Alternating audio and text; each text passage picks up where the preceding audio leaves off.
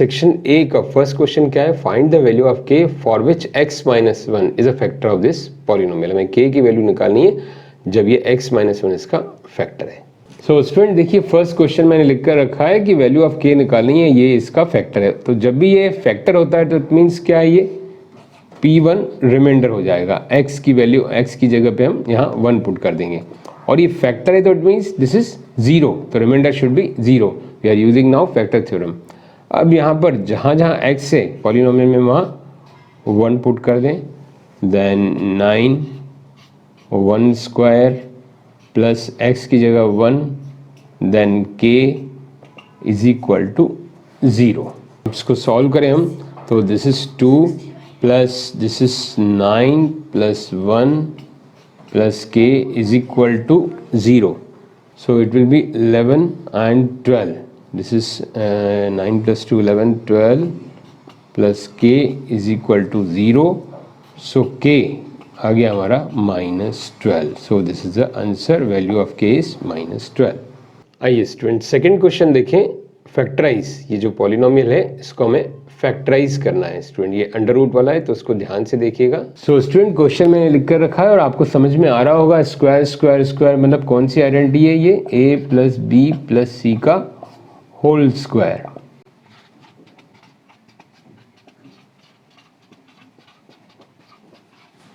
अब student identity मैंने लिखी है, इसको आप कंपेयर कर सकते हैं। ये हमारा क्या RHS है, RHS देखिए इसी फॉर्म में है। तो देखिए ये किसका स्क्वायर हो सकता है, √2 का, क्योंकि 2 है ये √2x। इसको स्क्वायर करके देखिए यही आएगा। और ये क्या है, ये तो y ही है तो हम इसको y ही लिखेंगे। और अब 8 देखिए स्टूडेंट, 8 किसका रूट है, आप फैक्टराइज करके देखिए 2 इंटू 2 इंटू 2, तो ये क्या हो जाएगा 8। अब इसको मैं अगर अंडर रूट कर दूं तो ये क्या आ जाएगा 2√2। तो इसका मतलब ये किसका स्क्वायर है, 2√2z का होल स्क्वायर। सो स्टूडेंट इसके बाद हम इसको अरेंज कैसे करें, यही आपके लिए एक चैलेंज है, इसी में गलती हो सकती है। तो आपको ध्यान क्या देना है, इस पे न देके आप इसको इससे कंपेयर करना है। ये हमारा a b c है तो I am writing in red. देखिए student this is a, this is b, this is c। Now you can apply direct the identity 2ab। तो हम क्या लिखें यहाँ 2a मीन्स क्या है हमारा √2x into b means y plus 2bc। तो this is 2bc, bc means y into 2√2z, तो इट इज 2√2z। अब स्टूडेंट आगे मैं लिखूँ यहाँ पर प्लस 2ca। तो 2c, c क्या है हमारा 2√2z और a क्या है हमारा √2x। ओके स्टूडेंट, अब आप सोच रहे होंगे यहाँ पर माइनस है तो उसको हम करते हैं अभी। यहाँ देखिए ध्यान से, पहले सबसे पहले हम कंपेयर करें आफ्टर राइटिंग द स्क्वायर्स, जो 2ab bc हैं उसको इससे कंपेयर करें कि हम सही लिख रहे हैं या नहीं। क्योंकि जब भी हम ये लिखेंगे तो इसको देख के रीअरेंज नहीं करेंगे, नहीं तो काफ़ी टफ पड़ेगा। हम क्या करेंगे, इसके accordingly a b b c c a यहाँ से कलेक्ट करके यहाँ लिखेंगे according to identity. Now let us check कि हमारा सही है कि नहीं। 2√2 करेक्ट, ये भी सही है। प्लस माइनस को अभी छोड़िए, हम करते हैं। देन 4√2, 2 2 जा 4√2 करेक्ट। नाउ दिस इज 2 2 जा 4, 4 2 जा 8, 2 2 जा 4, √2 8, 8zx, वी आर करेक्ट। अब स्टूडेंट देखिए ये जो माइनस है ये किसके कारण आ रहा है, x y zx, मतलब कॉमन क्या है x, तो इट मीन्स हमारा x जो है वो माइनस है। तो मैं इसको क्या कर रहा हूँ, देखिए स्टूडेंट ये माइनस। अब जहाँ जहाँ x है वहाँ मैं क्या कर रहा हूँ माइनस, जहाँ जहाँ x है यहाँ पर भी x है हमारा, तो दिस इज माइनस। तो मतलब माइनस वाला जो टर्म है वो x वाला टर्म है वो क्या है माइनस है। तो ये प्लस माइनस होके माइनस हो जाएगा। तो ये प्लस माइनस वाला देखिए माइनस हो जाएगा, इसलिए यहाँ पर माइनस है तो हम यहाँ पर नहीं कर रहे हैं, हमें ज़रूरत नहीं है। और ये वाला एच में देखिए ये माइनस है, √2 x वाला माइनस है, इसके कारण ये माइनस है। ओके स्टूडेंट, अब इसको अरेंज करें LHS के अकॉर्डिंगली। तो a plus b plus c square, तो a क्या है हमारा √2x, b क्या है y एंड c क्या है 2√2z। बस ध्यान हमको क्या रखना है स्टूडेंट कि ये माइनस में है, इस माइनस के कारण ये दो माइनस आए हैं बिकॉज यहाँ x कॉमन है, तो हमारा x वाला टर्म माइनस में, तो ये हो गया answer. This is the factorisation. Now third question student, prove that the cyclic parallelogram is a rectangle. बहुत ही इजी क्वेश्चन है, तो आइए पहले इसको देखें। Now student let us see the third question of section A, prove that cyclic parallelogram is a rectangle. ये एक पैरेललोग्राम है, मैंने बना के रखा है सर्कल के अंदर, जिसको हम साइक्लिक बोलेंगे क्योंकि वर्टाइसिस कहाँ है, सर्कल के ऊपर है, तो हमें प्रूव करना है कि ये रेक्टेंगल है। तो स्टूडेंट पहले इसकी नेमिंग दे दें हम, let this is ABCD parallelogram. अब स्टूडेंट देखिए पैरेललोग्राम है तो इसका मतलब क्या हुआ, angle A equal to angle C, opposite angles of the parallelogram. Okay student, हम यहाँ रीजन लिखें, ये आपको जरूर लिखना है एग्जाम में, opposite angles of the parallelogram, in short मैंने लिखा है ताकि आपको जल्दी जल्दी ये सब क्वेश्चंस में करवा सकूं। देन दूसरा हमें क्या पता है, also angle A plus C is equal to 180, supplementary होते हैं, साइक्लिक कोऑर्डिनेटर के अपोजिट एंगल का सम 180 होता है। तो देयरफॉर हमें क्या कंक्लूजन मिलेगा, सम 180 और दोनों equal, so angle A equal to angle C equal to 90 degree. Similarly we can prove कि angle B equal to angle D equal to 90, इनका सम भी 180 और दोनों equal opposite angles of the parallelogram, so ABCD is a rectangle, therefore ABCD is a rectangle।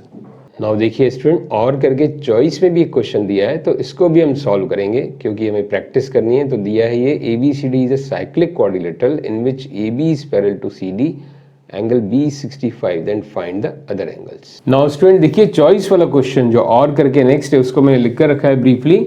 अब student पहले इसको naming दे दें। अब दूसरा क्या गिवन है, B is equal to 65, B 65 है तो बाकी एंगल्स हमको निकालने हैं। तो वेरी सिंपल स्टूडेंट, देखिए अपोजिट एंगल का सम 180 होता है because it is a cyclic coordinator. तो हम लिखें B plus D is equal to 180। In short में आपको लिख रहा हूँ यहाँ CQ means cyclic coordinator. Okay student, तो B हमारा है 65 एंड D निकालना है, तो हमारा D हो जाएगा स्टूडेंट, यहाँ देखिए इसको मैं माइनस करूँ तो आ रहा है 115, तो D आ गया हमारा 115। अब स्टूडेंट ये गिवन है कि AB is parallel to CD, मतलब ये दोनों लाइंस पैरेलल हैं, कोऑर्डिनेटर है बट ये दोनों लाइंस पैरेलल हैं। तो पैरेलल लाइंस में क्या होता है कि जो अपोजिट एडजेसेंट एंगल यहाँ पर होते हैं इंटीरियर, इनका सम भी 180 होता है। सो हम क्या लिखेंगे यहाँ पर, angle A plus angle D is equal to 180। जैसे यहाँ अपोजिट एंगल का सम 180 था तो उसका रीजन क्या था, साइक्लिक कोऑर्डिनेटर। अब इसका रीजन क्या है, because AB parallel to CD।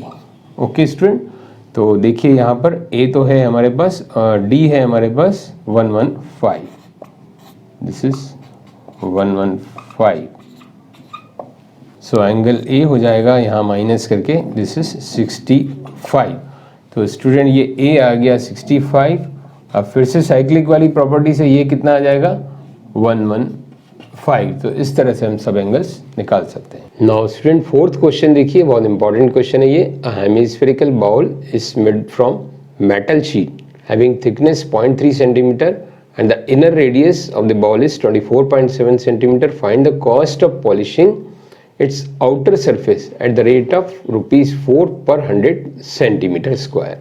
So देखिए स्टूडेंट, सेक्शन ए के क्वेश्चन फोर्थ के लिए ये डायग्राम हेमिस्फेरिकल बाउल का मैंने बनाकर रखा है, इसको पहले समझते हैं अपन। तो स्टूडेंट देखिए ये इनर रेडियस दिया हुआ क्वेश्चन में 24.7 centimetre and thickness is 0.3 centimetre. तो हमें आउटर सरफेस की कैलकुलेशन करनी है, तो आउटर रेडियस निकालना होगा 24.7 plus 0.3, so it will be 25 centimeter. So now student, पहले हम curved surface area of outer portion निकालें। तो कर्व्ड सरफेस एरिया हेमिस्फीयर का क्या होता है, 2πr²। सो यहाँ 2 इंटू हम 22/7 यूज़ नहीं करेंगे क्योंकि यहाँ कोई रिड्यूस होने के चांस नहीं दिख रहे हैं। तो 3.14 इंटू 25 इंटू 25। देखिए स्टूडेंट, कभी यहाँ ऐसा लगता है 7 है 21 है तो चांसेस होते हैं, तो वी आर टेकिंग 22/7 ऐसा सोच के आपको पाई की वैल्यू लेना चाहिए, या इंस्ट्रक्शन क्वेश्चन में दिया हो, तो क्वेश्चन में दिया नहीं है तो दिस विल बी कन्वीनियंट। तो स्टूडेंट ये देखिए बिल्कुल सिंपल हो जाएगा, 25 2 जा 50 एंड दिस इज 1250, बिल्कुल सिंपल कैलकुलेशन, या 625 इंटू 1250 इंटू 3.14। कैलकुलेशन को आपको इजी बनाना है, तो इसको मैं मल्टीप्लाई करूं तो ये आ रहा है student 3925 centimetre square. This is the curve surface area of outer portion. Now cost, जो हमें कॉस्ट ऑफ पॉलिशिंग निकालनी है वो कैसे निकालनी है, एट द रेट ऑफ ₹4 पर 100 सेंटीमीटर स्क्वायर, जैसा कि क्वेश्चन में दिया है। तो कॉस्ट क्या हो जाएगी स्टूडेंट, एरिया इंटू रेट, ₹4 पर 100 सेंटीमीटर स्क्वायर मीन्स 4/100। नाउ इसको स्टूडेंट 4 से मल्टीप्लाई करके 100 से हम डिवाइड कर रहे हैं, तो ये हमारा आंसर आ रहा है ₹157। So this is our answer of question 4th. A recent survey found that ages of workers in the factory are distributed as follow. तो स्टूडेंट ये फैक्ट्री के जो वर्कर्स हैं उनका एज क्लास इंटरवल दिया हुआ है। तो देखिए 20 to 29 ईयर्स वाले 38 वर्कर्स हैं, 30 to 39 एज वाले 27 हैं, 40 to 49 वाले 86 हैं और 50 to 59 वाले 46 हैं एंड 60 ईयर अबोव 3 वर्कर्स हैं। तो पहले पार्ट में हमें क्या निकालना है, प्रोबेबिलिटी 40 ईयर्स और मोर, मतलब 40 साल या 40 साल से बड़े, तो इसमें ये आ जाएंगे। और सेकंड पार्ट में अंडर 40 ईयर, मतलब 40 ईयर से कम, तो यानी इस तरफ वाले आएंगे, 40 भी नहीं आएगा, अंडर 40 ईयर ये आएंगे। तो आइए इसका सोल्यूशन देखें। सो स्टूडेंट देखिए मैंने चार्ट यहाँ बनाकर रखा है। अब पहला क्वेश्चन है इसमें 40 ईयर्स और more, probability of number of workers with 40 years और मोर, 40 साल या 40 साल से बड़े वर्कर। तो देख सकते हैं आप यहाँ पर स्टूडेंट 40 ईयर्स मतलब यहाँ से स्टार्ट होता है, तो 40 ईयर्स मतलब ये भी आएगा 40 to 49 एंड मोर, तो ये भी आएगा, ये भी आएगा, 40 और 40 से बड़े। तो हमारे फेवरेबल आउटकम्स क्या होंगे स्टूडेंट्स, 86 प्लस 46 प्लस 3, इनको हम ऐड करें तो आ रहा है 135, और टोटल नंबर वर्कर्स हैं, टोटल आउटकम्स हमारे, इन सबको टोटल करें तो ये आ रहा है 200। तो प्रोबेबिलिटी ऑफ इवेंट मीन्स कौन सा इवेंट, 40 ईयर्स और मोर वाले वर्कर्स की प्रोबेबिलिटी क्या होगी, favourable outcomes upon total outcomes. इसको हम कैंसिल करें, सो दिस इज 5 1 जा 5 7 जा और सॉरी 5 2 जा 10 and 5 7 is 35 and this is 40. So this is the probability of this first part. Now students second part, under 40 years. Under 40 years means कौन सी range हुई, जो 40 ईयर के अंदर हो, यानी 40 ईयर्स भी इसमें नहीं आएगा, 40 से पहले। तो हमारे फेवरेबल आउटकम्स क्या होंगे, 38 and 27.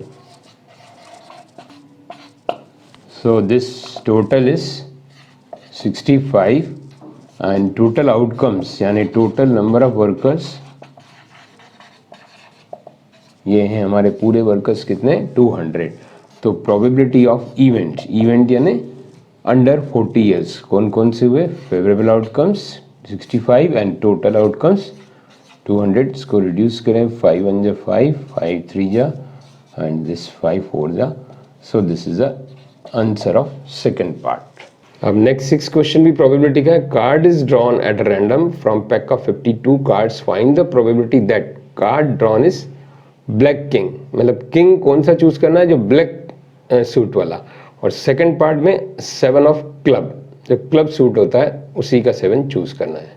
तो देखिए स्टूडेंट बिल्कुल ही इजी क्वेश्चन, ब्लैक किंग। तो फेवरेबल आउटकम्स क्या होंगे, एक तो ये आपका क्लब होगा जो ब्लैक कलर का आता है, और एक ये स्पेड होता है काला पान, और ये चिड़ी। तो फेवरेबल आउटकम्स कितने हैं ब्लैक किंग के, 2। तो प्रोबेबिलिटी क्या हो जाएगी ऑफ द ब्लैक किंग, यानी probability of event we can write 2/52, favourable outcome upon total outcome. तो आंसर क्या आ जाएगा, 1/26। नाउ स्टूडेंट 6 का second part, 7 of club means ये ब्लैक कलर का जो होता है, इसको हम चिड़ी बोलते हैं हिंदी में। तो 7 का ये एक ही क्लब होता है, तो probability of the 7 of club लिखें या इवेंट लिखें तो कितना है 1, फेवरेबल आउटकम 1, 7 नहीं लिखना है, 7 का क्लब, यानी कि एक ही ये पत्ता होता है ऐसा जिसमें क्लब होता है, तो 1 upon total playing cards are 52, so this is our answer 1 upon 52। Now student section B पे आते हैं हम। In figure angle A B C 69, A C B is 31, find the angle B D C. तो ये दोनों angles दिए हैं और हमें बी डी सी निकालना है, तो आइए इसका सॉल्यूशन देखें। नाउ स्टूडेंट देखिए सेक्शन बी के 7th क्वेश्चन का मैंने ये डिटेल लिख के रखा है, क्या क्या गिवन है और ये निकालना है बी डी सी। तो स्टूडेंट जो बी डी सी हमको निकालना है इसको मैं रेड मार्क कर देता हूँ, this we have to find. अब स्टूडेंट देखिए हमारी स्ट्रेटेजी क्या रहेगी, ये दोनों एंगल क्या है, angle in the same segment, जो आपने पढ़ा है एक ही आर्क के सामने है तो ये इक्वल होंगे। तो हम अगर ए निकाल लें तो हमारा ये एंगल भी आ जाएगा। तो ए हम कैसे निकालेंगे, by angle sum property in triangle A B C, angle B means direct में लिख रहा हूँ यहाँ 69 प्लस एंगल सी डायरेक्ट लिख रहा हूँ 31 वैल्यू और हमारा ये angle A, so this B A C is equal to 180, this B A C. So ये हो जाएगा हमारा 0 and 10 100, so angle B A C will be, यहाँ आके माइनस होगा और ये 80। अब स्टूडेंट ये 80 आ गया हमारा देखिए, और ये दोनों एंगल सेम सेगमेंट में हैं तो इसको भी मैं रेड कर दूँ, they are equal because angle in the same segment. So मैं क्या लिखूँगा direct, this B D C जो हमें निकालना है also 80, why, because they are same, angle B A C equal to B D C, angle in the same segment. So this is the reason. So हमारा answer क्या आ गया 80 degree. Now student after 7th question see the 8th question, construct triangle ABC in which BC 5.2, B angle 60 degree, AB plus AC 7.6। 3 marks का question है और choice में भी construction का question है। तो स्टूडेंट देखिए इसको हम करेंगे तो टाइम लेगा ये क्वेश्चन, तो इसके लिए मेरे वीडियोज़ हैं जो कंस्ट्रक्शन के, उस पर आप विजिट कर सकते हैं जिसका मैं लिंक नीचे डिस्क्रिप्शन में दूंगा और यहाँ थंबनेल भी आपको शो कर देता हूँ। Now student after 8th question come to the 9th question, state and prove the midpoint theorem. ध्यान से देखिए स्टूडेंट, इसमें बच्चे गलती करते हैं, डायरेक्ट प्रूव करने लग जाते हैं। तो पहले आपको स्टेटमेंट देना है फिर आपको प्रूव करना है। तो आइए इसको सॉल्व करते हैं। सो स्टूडेंट देखिए स्टेटमेंट क्या है इसका, the line joining the midpoints of two sides of triangle will parallel to third side and half of it. मतलब क्या हुआ कि जो लाइन ज्वाइन कर रही है मिड पॉइंट्स को वो इस थर्ड साइड के पैरेलल होगी और इसकी हाफ होगी, मतलब EF जो है BC के हाफ होगी। अब चलिए इसको अपन प्रूफ करते हैं। गिवन मैथमेटिकली क्या लिखेगा ये मिड पॉइंट, तो AE इक्वल टू EB, तो this AE equal to EB। और दूसरा क्या गिवन है, ये भी मिड पॉइंट है तो AF इक्वल टू FC। और जो हमें प्रूव करना है वो क्या है स्टूडेंट, देखिए to prove EF parallel to BC, EF parallel to BC and EF is half of BC। तो ये स्टूडेंट हमने मैथमेटिकली इंटरप्रेट कर लिया अपना जो भी स्टेटमेंट और जो प्रूफ करना है। अब देखिए स्टूडेंट इसके लिए हमें एक कंस्ट्रक्शन करना होगा। ये यहाँ पर जो C से एक लाइन ड्रॉ करनी है that is parallel to BA, और जो इसको यहाँ आगे आके एक्सटेंड करें तो कहाँ पर इंटरसेक्ट करती है, दिस इज एट D। ये यहाँ पर D पे एक्सटेंड करें तो D पे आके मिलती है। EF को D तक एक्सटेंड करना है और इसको पैरेलल बनाना है BA के। नाउ स्टूडेंट ये हमारे टारगेट ट्राइंगल्स हैं, इनको हम कॉन्ग्रुएंट प्रूव करेंगे in triangle AFE and triangle CFD। इन दोनों ट्राइंगल में देखिए सबसे सिंपल तो पहले ये लिखें वर्टिकली अपोजिट एंगल, तो angle AFE equal to angle CFD। Okay student, in short में लिख रहा हूँ वर्टिकली अपोजिट एंगल्स। एंड दूसरा स्टूडेंट देखिए ये दोनों एंगल्स भी इक्वल होंगे क्योंकि ये दोनों लाइंस पैरेलल हैं, ऑल्टरनेट एंगल्स। तो हम इनको चाहें तो 1 और 2 दे देते हैं for the sake of convenience. Angle 1 equal to 2 alternate angles. Alternate angles क्योंकि यहाँ कंस्ट्रक्शन से हमने क्या लिखा है, C D is parallel to B A. अब देखिए स्टूडेंट, ये इक्वल हो गया, ये भी इक्वल हो गया, and what about this one, A F and F C equal होंगे। देखिए क्यों होंगे student, A F equal to F C. यहाँ देखिए गिवन में हमारे पास है, क्योंकि एफ मिड पॉइंट है इसका, तो हमने मैथमेटिकली पहले ही लिख के रखा है, तो दिस इज बाय गिवन। तो ये दोनों ट्राइंगल क्या होंगे, कॉन्ग्रुएंट होंगे। कौन से triangle, triangle A F E congruent to triangle C F D. किस चरण से हुए, angle side angle by A S A rule, congruent rule. तो स्टूडेंट इस कॉन्ग्रुएंसी से हमें क्या फायदा होगा, देखिए मैं यहाँ पर लिख रहा हूँ। अब देखिए स्टूडेंट, इस कॉन्ग्रुएंसी से हमें क्या फायदा हुआ कि ए ई, इस ट्राइंगल के जो रिमेनिंग पार्ट्स हैं, this A E equal to this D C. Okay student, और दूसरा E F equal to F D, E F equal to F D. ये दोनों हम यूज कर सकते हैं 1 एंड 2। इसका रीजन लेकिन क्या है, हम लिखें बाय CPCT। CPCT से ये equal corresponding parts of congruent triangle, congruent triangle हो जाते हैं तो रिमेनिंग पार्ट्स इक्वल होते हैं। अब देखिए स्टूडेंट्स, का यूज कैसे करेंगे, since AE equal to EB, this is given. देखिए अब ध्यान से देखिए, जो मेन आपको नोट करना है, ध्यान देना, A equal to E B, this is why given, because ये क्वेश्चन में गिवन है कि ये दोनों मिड पॉइंट्स हैं। And also A equal to D C, ये हमने अभी भी प्रूव किया है, तो हम क्या लिखेंगे, फ्रॉम 1, बस सिंपली फ्रॉम 1। अब इन दोनों से क्या हमें मिलता है रिजल्ट, ए कॉमन है, ए ई बी के भी इक्वल है, ए डी सी के भी इक्वल है, जो दोनों आपस में इक्वल है, E B equal to D C.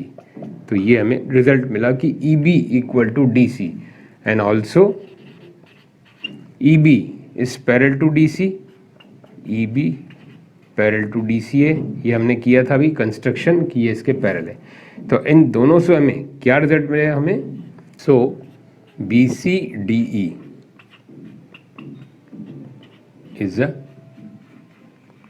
Parallelogram. तो देखिए स्टूडेंट, ये पैरेललोग्राम होने से हमें क्या फायदा हुआ, ED is parallel to BC, opposite sides parallel होती है। अभी अपोजिट साइड्स पैरेलल है तो इनका पार्ट भी पैरेलल होगा, ED का एक पार्ट है EF, तो EF will also parallel to BC। जो हमारा एक पार्ट ये था, ये हमने प्रूव कर दिया। अब स्टूडेंट दूसरे पार्ट के लिए ध्यान से देखिए, we can also write ED is equal to BC, क्योंकि ये पैरेललोग्राम है, जब ये पैरेलल है तो ये इक्वल भी होंगी। अब ED BC के पैरेलल है, और दूसरी बात EF FD के इक्वल हम कर चुके हैं already, EF equal to FD, just proved, ये हम पहले ही पार्ट में प्रूव कर चुके हैं। तो EF इक्वल टू FD। अब EF और FD इक्वल है, तो हम इसकी जगह क्या लिख सकते हैं, ED की जगह। तो देखिए स्टूडेंट, EF और FD इक्वल है, ED और BC इक्वल है, तो इन प्लेस ऑफ ED हम लिख सकते हैं ट्वाइस ऑफ EF। यहाँ ED की जगह मैं लिख रहा हूँ twice of EF equal to BC। तो EF क्या होगा, ये नीचे जाएगा हाफ ऑफ BC। तो ये हमारा सेकंड पार्ट भी प्रूव हो गया। एक हो गया हमारा ये पैरेलल, जो कि हमने यहाँ प्रूव किया, और एक हो गया ये half of. Now student, choice का क्वेश्चन देखिए, चॉइस वाला क्वेश्चन भी हमें करना है, जिसमें दिया है कि ABCD cyclic quadrilateral whose diagonal intersect at E, an angle DBC is 70 degree, an angle BAC is 30 degree, find BCD। फिर आगे के पार्ट में दिया further if AB and BC equal हो तो आपको एक और एंगल निकालना है, एंगल ECD। आइए, ये भी इंपॉर्टेंट क्वेश्चन है NCERT का, इसको सॉल्व करते हैं। सो देखिए स्टूडेंट, ये चॉइस वाले क्वेश्चन के लिए डायग्राम मैंने बना के रखा है। ABCD साइक्लिक क्वाड्रिलेटरल है और ये दो एंगल्स दिए हैं, और हमें ये रेड मार्क मैंने करके रखा है, ये निकालना है फर्स्ट पार्ट में। तो स्टूडेंट पहले हम BCD निकालते हैं। तो देखिए स्टूडेंट, ये दोनों एंगल्स आपस में इक्वल होंगे, तो मैं अगर इसको एंगल 1 दे दूं तो we can write angle 1 equal to angle BAC। Why, because angle in the same segment, ये दोनों angle in the same segment. कैसे, ये एंगल के सामने भी आर्क BC है, इसके सामने भी आर्क BC है। ये सर्कल का बहुत ही इंपॉर्टेंट थ्योरम है। तो angle 1 equal to B A सी, और बी ए सी कितना है 30 डिग्री, तो ये हमारा आ गया 1 कितना 30 degree. In place of 1 I am writing now 30 degree.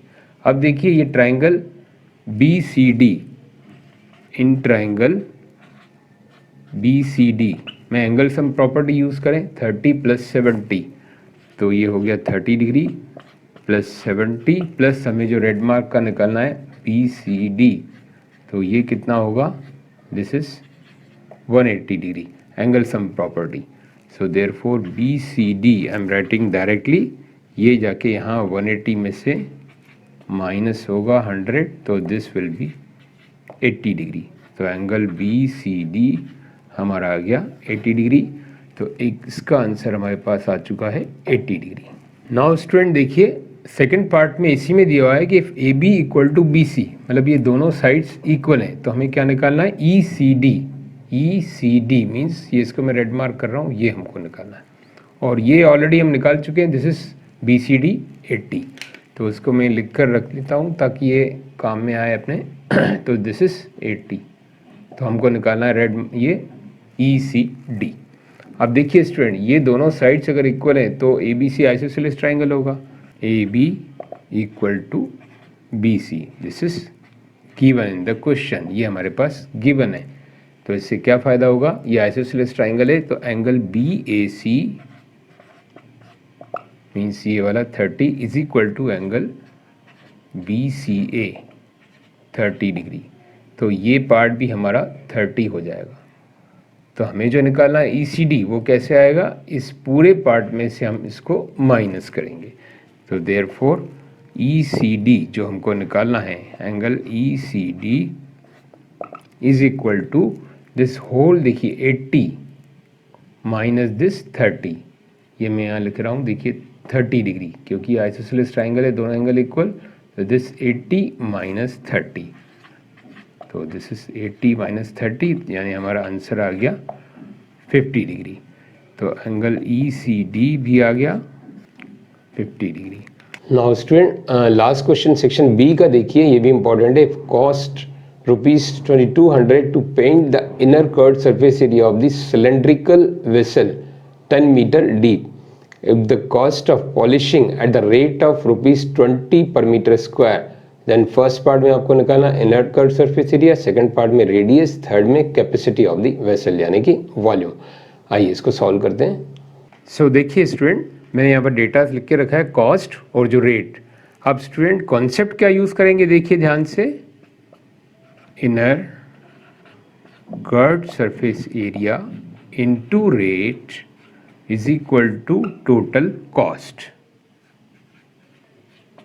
अब ये तो मैं निकालना है इनर कर्व्ड सरफेस एरिया, तो यहाँ शॉर्ट में सी ए से लिख लेता हूँ, और रेट कितना है हमारा 20, तो और कॉस्ट है हमारी 2200 या 2200, तो सी ए से हमारा जो है इनर क्या आ जाएगा, इसको हम डिवाइड करें, so this will be 210 metre square. तो ये तो हमारा आ गया inner curved surface area first part 110 metre square. Now student radius निकालने के लिए हम कर्व्ड सरफेस एरिया का फॉर्मूला यूज़ करें 2πRh, जो हम निकाल चुके हैं 110 curved surface area.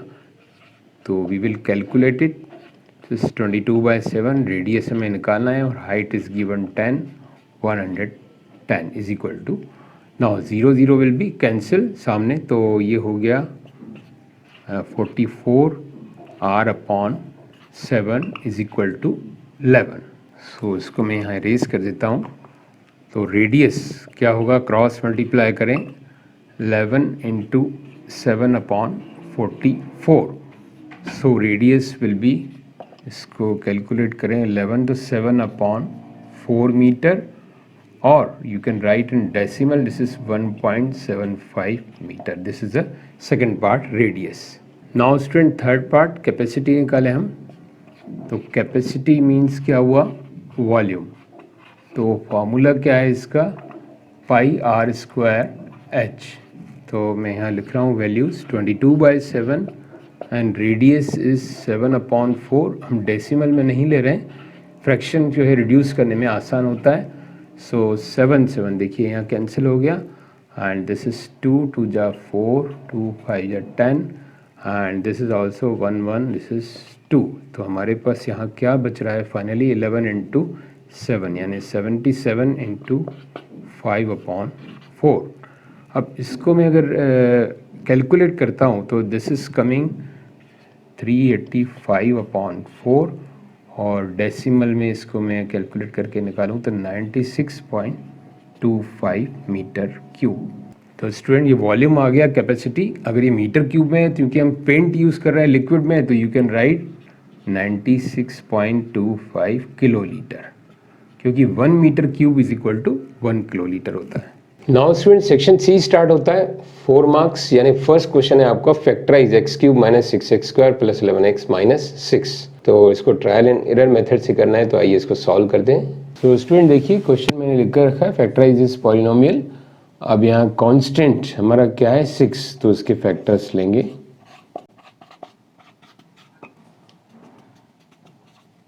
Plus minus 1 2 3। अब ट्रायल एरर मेथड से पहले हम 1 को पुट करेंगे, एक एक करके पुट करेंगे और जिससे कि 0 आ जाए। Put x is equal to 1, तो p1 यानी कि ये अगर पॉलिनोमियल को हम px सपोज कर रहे हैं तो p1 क्या होगा, x की जगह पे 1 देन माइनस 6 x की जगह पे 1 प्लस 11 इंटू 1 माइनस 6।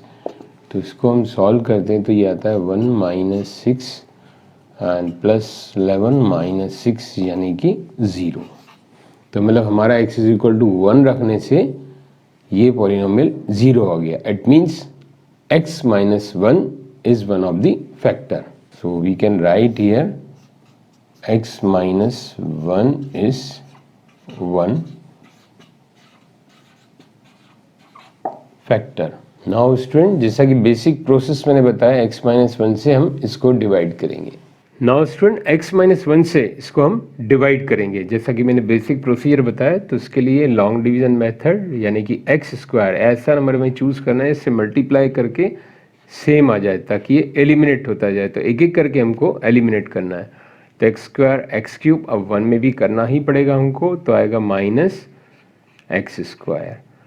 अब यहाँ हम सब्ट्रैक्ट करते हुए ध्यान रखें साइंस का, आपको चाहिए तो आप साइन उल्टे कर दें। प्लस है या कुछ नहीं, मतलब प्लस है तो माइनस, माइनस है तो प्लस। तो इसको सब्ट्रैक्ट करेंगे कैंसिल, इसको सब्ट्रैक्ट करें तो देखिए क्या आएगा माइनस 6 प्लस 1 तो माइनस 5x स्क्वायर, क्योंकि बड़े का साइन आएगा, बड़े का साइन माइनस है। ये एज इट इज़ आएगा 11x और ये एज इट इज़ आएगा 6। नाउ स्टूडेंट हमको यहाँ पर क्या चाहिए माइनस 5x स्क्वायर। तो इसके लिए हम क्या करेंगे यहाँ माइनस 5x, तो minus 5x into x minus 5x square and minus 5x into minus 1 plus 5x। अब यहाँ हम सेपरेट करें यानी साइन उल्टे कर दें तो ये प्लस और ये माइनस, तो ये हो गया कैंसिल। 11 में से 5 गया 6, तो 6x और माइनस 6। नाउ हमें 6x को एलिमिनेट करना है तो हम क्या करें, यहाँ पर हमें x से मल्टीप्लाई करके इस 6 को लिखना पड़ेगा, तो यहाँ प्लस 6। तो देखिए स्टूडेंट यहाँ मैंने माइनस लिया था क्योंकि मुझे माइनस चाहिए था। अब यहाँ प्लस 6x है तो ओनली प्लस कर रहा हूँ मैं। 6x माइनस 6 को मल्टीप्लाई किया x में, फिर 1 में ये आ गया।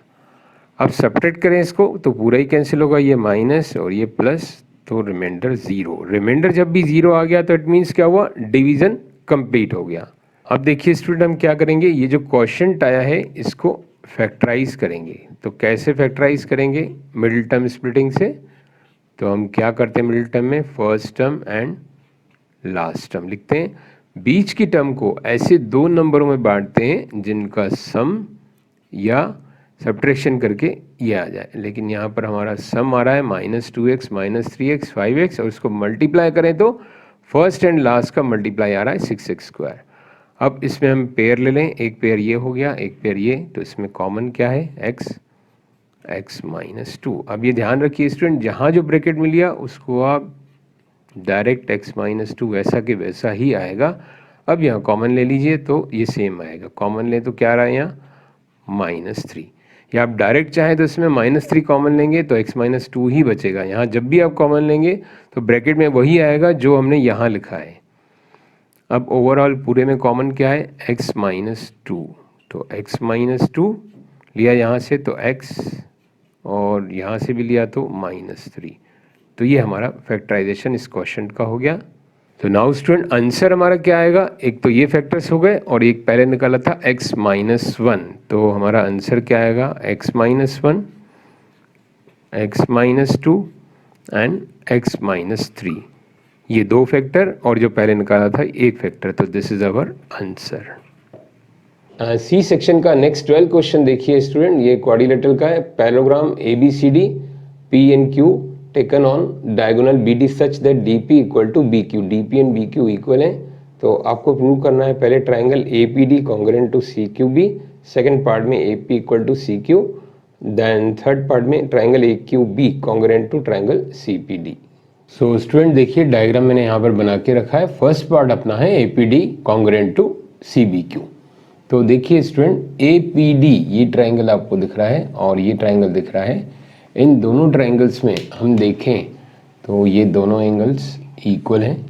क्यों है इक्वल, ऑल्टरनेट एंगल्स, तो इनको हम लिख लेते हैं और इनको नेमिंग अगर 1 और 2 दे दें तो हमें बहुत इजी रहेगा।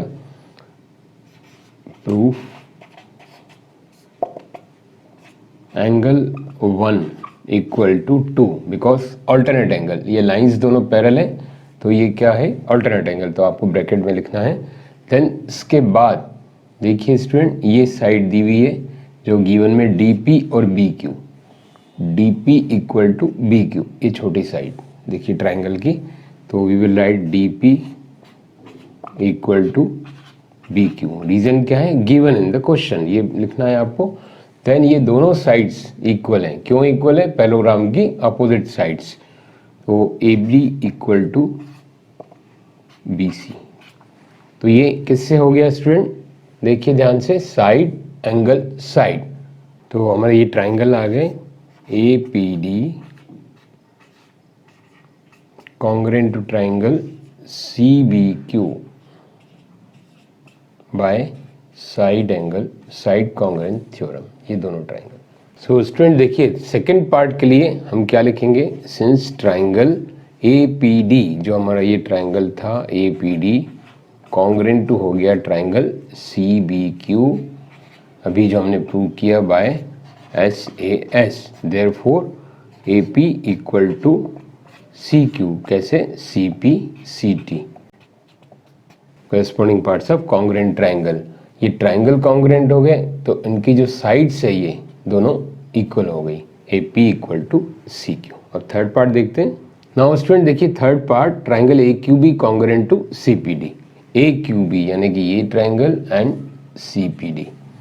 अब देखिए स्टूडेंट इसमें जो है आपका एंगल कौन से इक्वल है, alternate angle this one equal to this one, ये दोनों एंगल्स आपस में इक्वल हैं। तो इसको हम नंबर दे दें 3 एंड 4, क्योंकि यहाँ 1 2 दिया था तो एंगल 3 और 4 इक्वल है। और दूसरा DP एंड BQ ये भी इक्वल है, एंड तीसरा ये साइड्स अपोजिट इक्वल है। तो तीनों और दोनों ट्राइंगल कॉन्ग्रुएंट हो गए बाय SAS, तो इसको हम लिखें angle 3 equal to 4 alternate angles.